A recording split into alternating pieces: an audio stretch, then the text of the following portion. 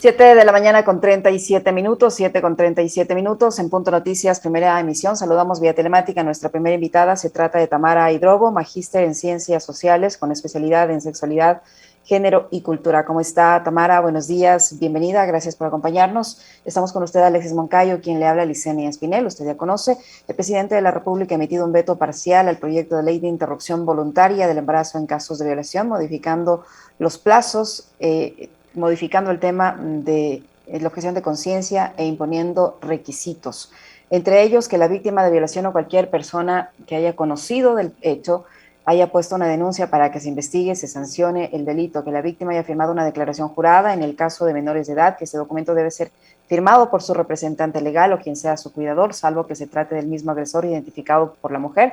Y el tercero, que se practique un examen de salud por el médico tratante que bajo juramento certifique que hay serios indicios de la agresión sexual.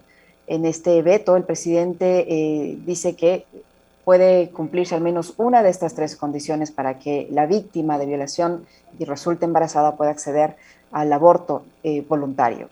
¿Qué opinión le merece este veto parcial, casi total, del presidente de la República, tomando en cuenta la cantidad de artículos que se modifican? Buenos días, bienvenida. Buenos días, Licenia. Buenos días, Alexis, a toda su audiencia. Muchísimas gracias por el espacio para tener este análisis, esta conversación. Son 68 páginas del veto parcial que el presidente envió la noche de ayer y que me las he leído con mucha conciencia y mucha paciencia y también con mucha frustración. Yo quiero reconocer la digna rabia de las mujeres y del movimiento feminista al recibir este veto parcial. Sabíamos que se venía un veto, sabíamos que estamos bajo un gobierno de una ala derecha conservadora, sabíamos también que el presidente había anunciado este veto, no sabíamos un poco a lo que iba, pero yo creo que el análisis dentro de todo lo que se va, yo me he centrado en varias cosas, es realmente indignante, pero yo creo que tenemos que empezar a hablar por esta posición del presidente al inclusive cambiar el nombre del proyecto de la ley, que estaba ley orgánica que garantiza la interrupción voluntaria del embarazo. Es decir, que estaba posicionando al gobierno, al Estado ecuatoriano a garantizar que las mujeres, las niñas o las personas con capacidad de gestar que han sido violadas, violentadas sexualmente puedan acceder a un procedimiento voluntario. Y propone, una de las primeras propuestas es cambiar el nombre a regular. El momento en que el Estado, el presidente, regula algo, está ya condicionando y está también obligando, como decía Licenia, también la descripción de los requisitos.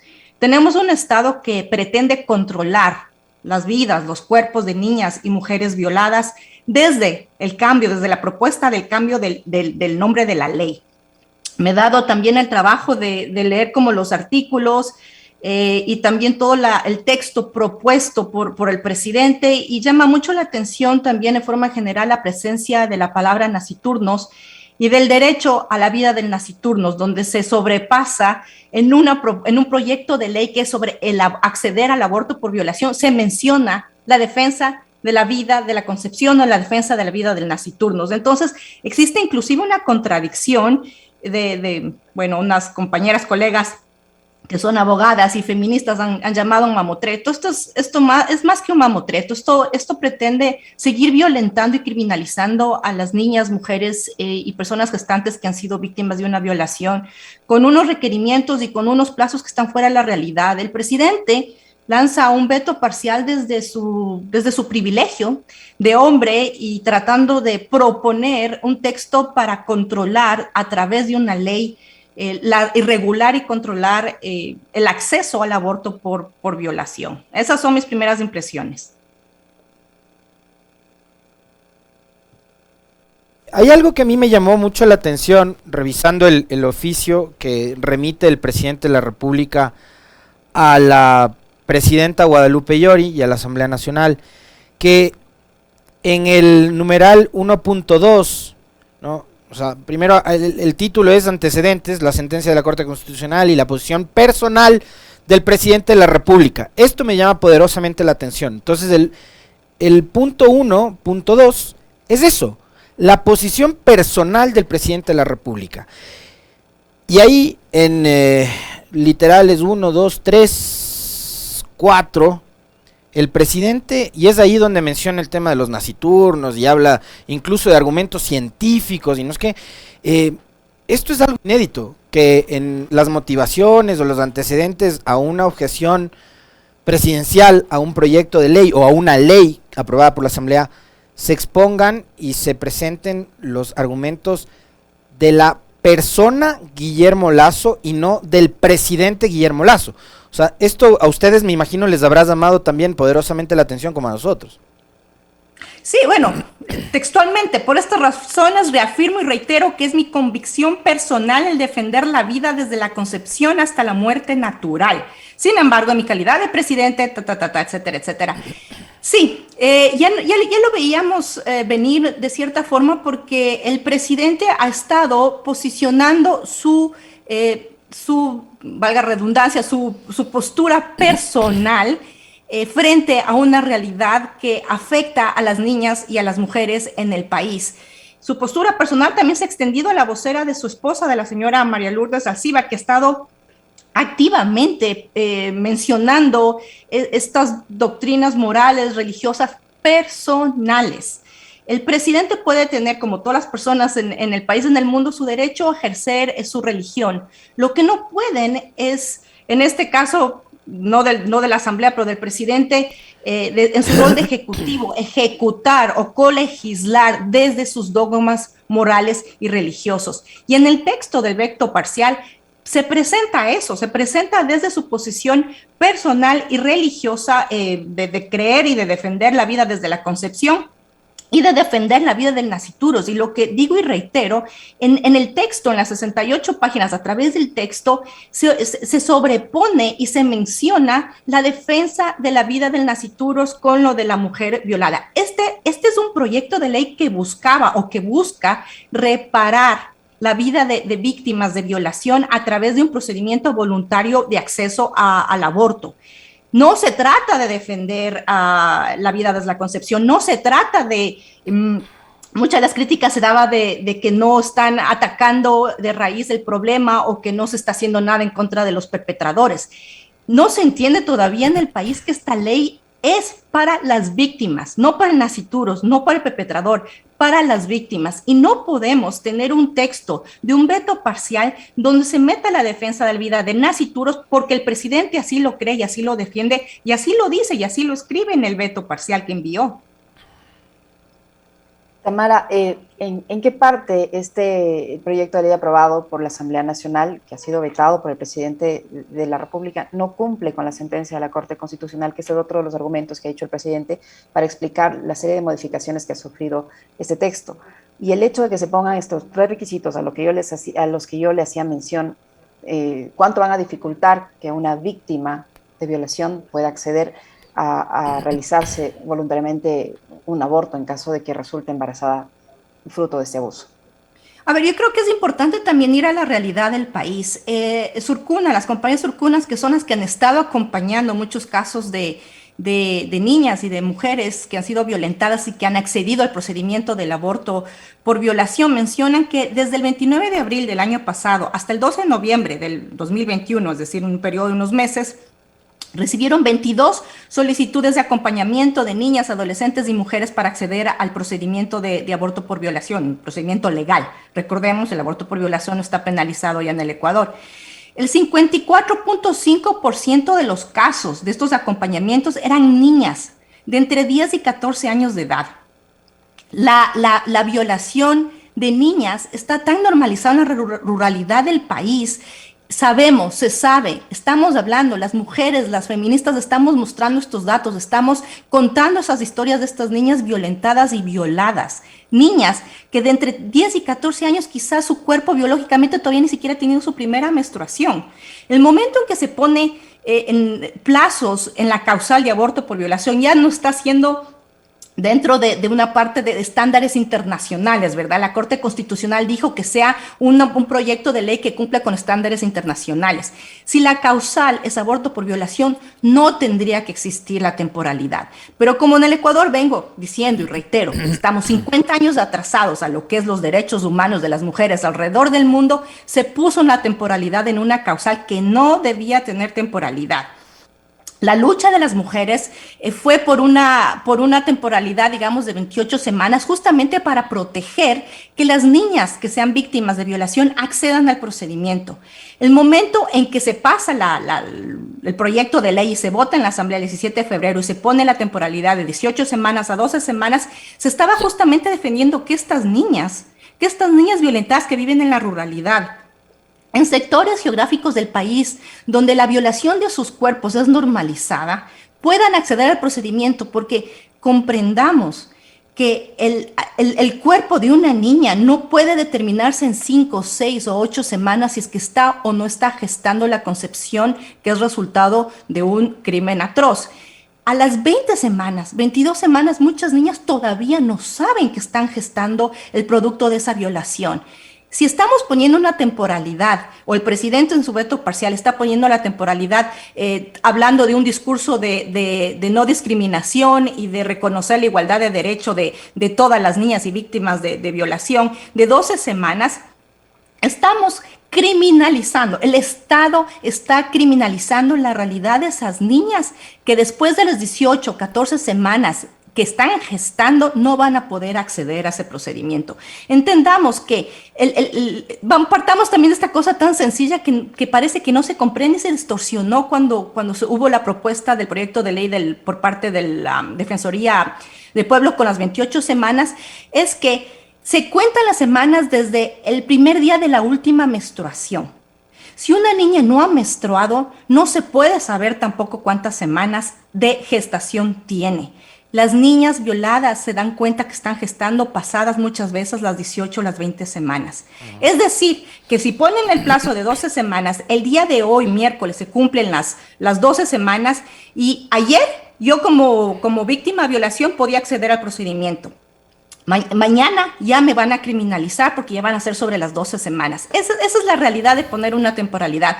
Y además otra cosa que yo leí en este veto parcial, parte de los requerimientos, ya en la parte como muy desmenuzada, se menciona que los procedimientos tienen que hacerse, que se va a hacer un eco y se va a informar a la víctima, una ecografía de esa gestación para determinar las semanas de gestación que lleva ese cuerpo violentado y abusado.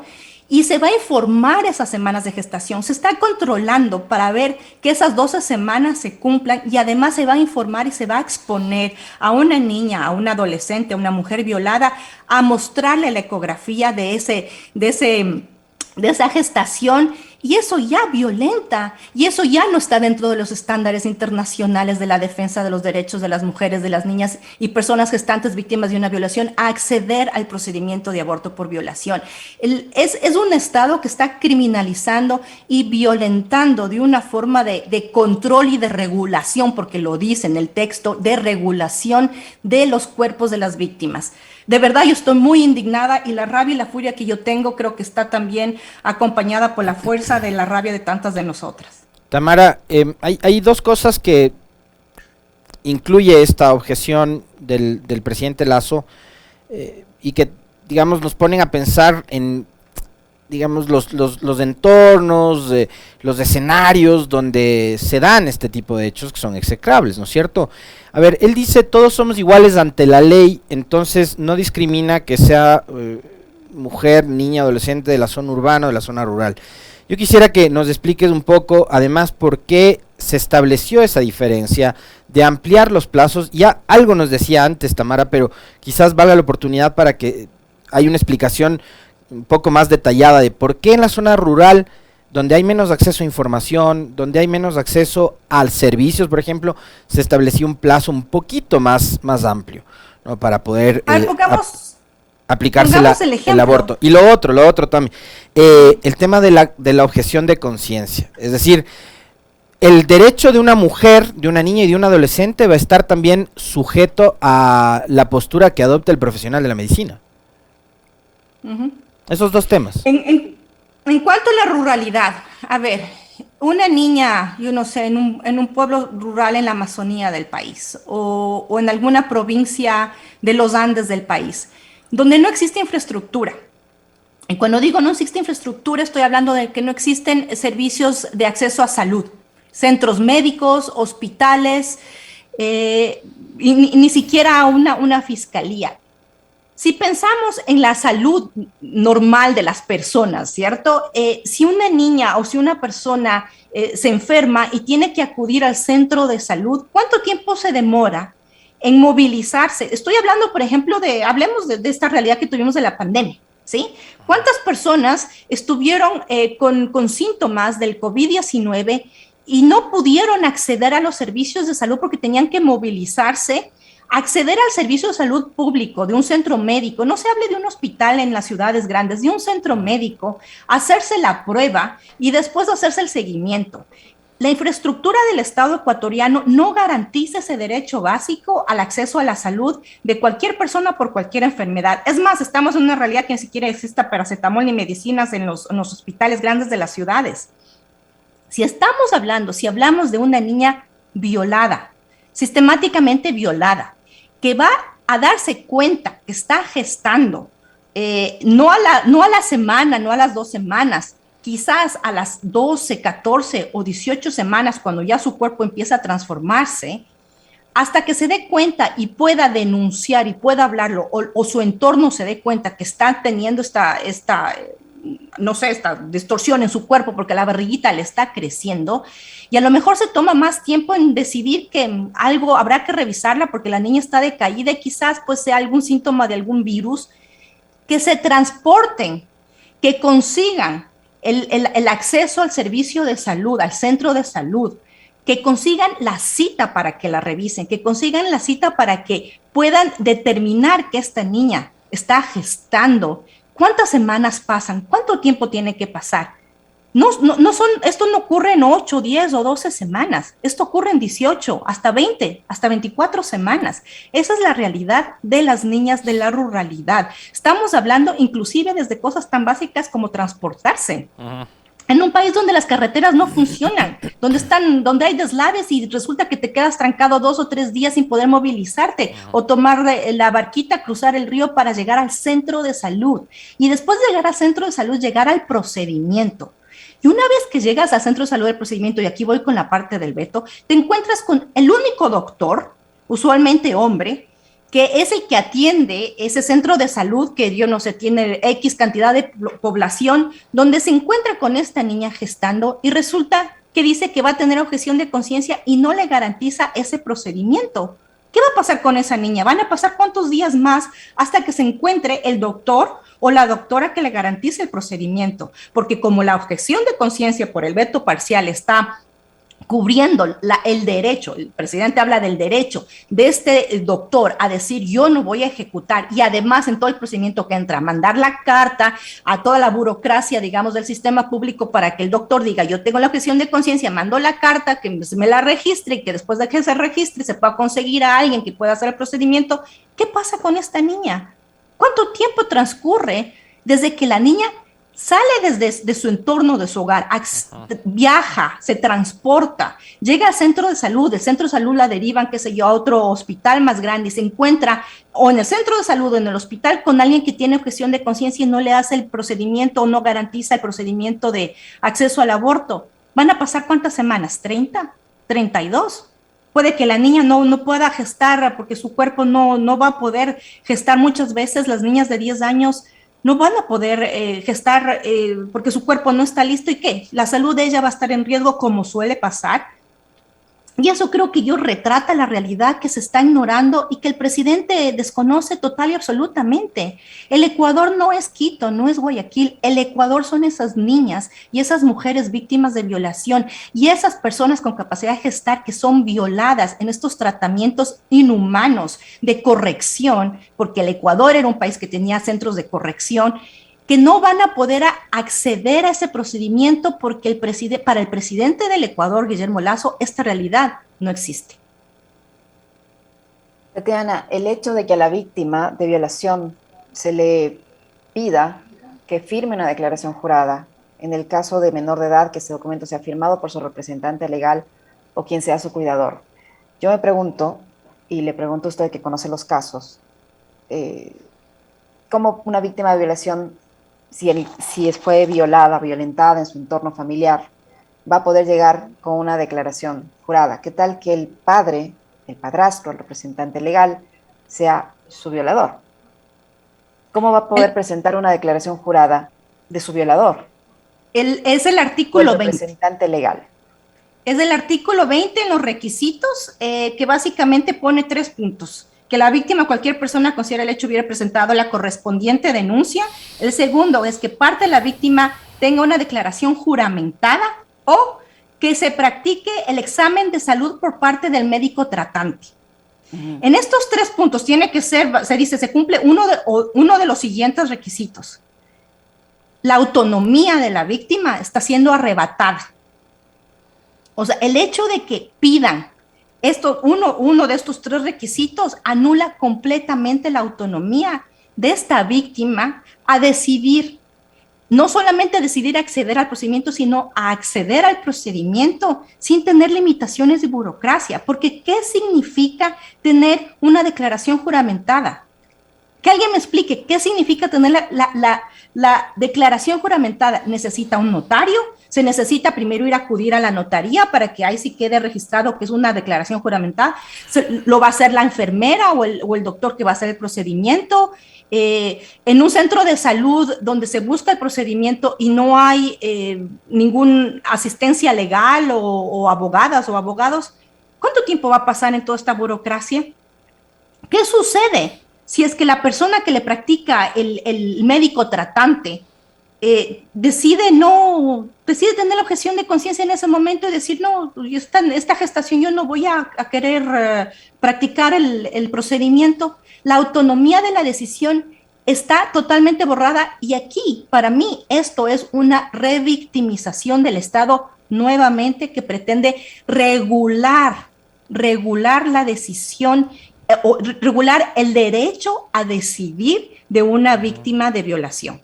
Para mí me queda súper claro estos 3 puntos de los requisitos, es arrebatar la autonomía y nosotras tenemos que defender el derecho a esa autonomía. A partir de la entrega de esta objeción y de este pronunciamiento del Ejecutivo, la Asamblea tiene 30 días también para pronunciarse con respecto de aquello, Tamara. 70 votos, que es mayoría absoluta, necesitan para aprobar lo establecido por el presidente en su veto parcial, o 91 votos, que es la mayoría calificada para ratificarse en lo aprobado a mediados del mes anterior. El escenario en este momento, donde vemos que hay una conformación de una nueva mayoría, esa nueva mayoría sorprendió a todo el país con los 99 votos a favor de las amnistías. Por cierto, si quieres pronunciarte sobre el tema de las amnistías más adelante, estás en absoluta libertad de hacerlo. Pero también está por medio este asunto de la muerte cruzada y esa amenaza que se ha convertido en un chantaje permanente por parte del Ejecutivo siempre que hay esta suerte de escaramuzas entre Asamblea y Carondelet. Entonces, ¿cuál crees tú, Tamara, que va a ser el pronunciamiento de la Asamblea tal y como están las cosas? Es súper complicado porque vimos un regateo con la vida de las niñas, de las mujeres, de las personas gestantes que han sido víctimas de violación. La palabra de las víctimas está en duda siempre y se lo puso en un regateo, pero de la vida, o sea, de una forma inhumana.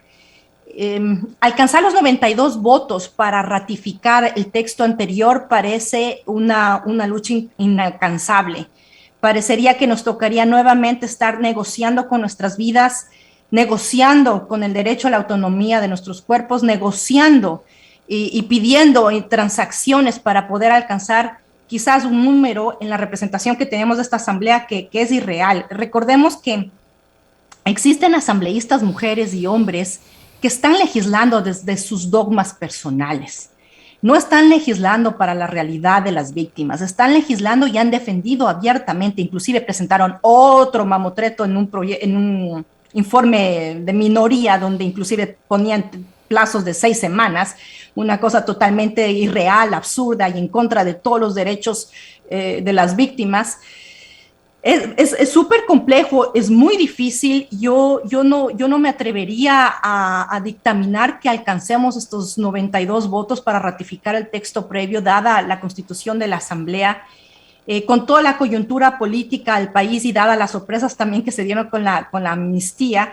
Yo sí creo que por ahí unas transacciones y unas negociaciones que no se saben, pero yo me temo con profunda preocupación que el Ecuador todavía criminaliza y penaliza que las mujeres podamos tener el derecho humano a decidir, más aún cuando ese derecho es y les pertenece a las víctimas de la violación sexual. Entonces, no sé si es que sea más factible los 70 votos para aprobar este mamotreto y esta, sin duda alguna, violación, perpetuando la violación hacia los derechos de las mujeres a través de este veto parcial del presidente.